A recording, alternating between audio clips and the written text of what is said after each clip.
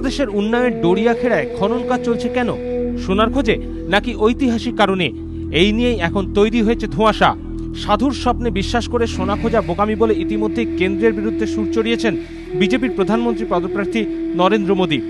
কিন্তু খনন কার্য চালাচ্ছে যে সরকারি সংস্থা, সেই আর্কিওলজিক্যাল সার্ভে অফ ইন্ডিয়া কিন্তু সাধুর স্বপ্নের কথা সম্পূর্ণ উড়িয়ে দিচ্ছে।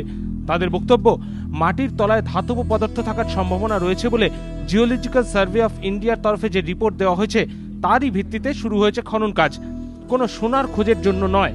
এরই সঙ্গে এক জায়গায় এত সোনা থাকা সম্ভব নয় বলেও মনে করছেন आर्कियोलॉजिकल सर्वे ऑफ इंडिया अधिकर्ता। इस टीले पे जो खुदाई कर रहा है उसका अपना बेसिस है, क्योंकि हम लोग संस्कृत के लिए, प्राचीन इतिहास के लिए ही इस तरह की खुदाइयाँ करते हैं। जियोलॉजिकल सर्वे ऑफ इंडिया ने अपनी रिपोर्ट दी है, मैंने भी रिपोर्ट देखी है, उन्होंने हमारे डिपार्टमेंट को भेजी है, लेकिन उसमें मेटल का जिक्र है कि मिल सकता है, लेकिन कोई ऐसी क्वांटिटी उसमें नहीं है कि इतनी क्वांटिटी मिलेगी। और आपको दावे से बोलता हूँ, गारंटी से बोलता हूँ कि कोई सवाल नहीं पैदा हो सकता कि इस तरह का गोल्ड जो है इतनी क्वांटिटी में किसी एक साइट पे मिले। কিন্তু এএসআই যতই ঐতিহাসিক কারণে খননের কথা বলুক না কেন, সাধুর স্বপ্নে সরকারের বিশ্বাস করার খবরে কিন্তু ইতিমধ্যেই সরগরম গোটা দেশ। কিন্তু এও কি সম্ভব? শুক্রবার বিস্ময়ের সেই সুরই শোনা গেল প্রাক্তন রাষ্ট্রপতি এপিজে আব্দুল কালামের গলায়।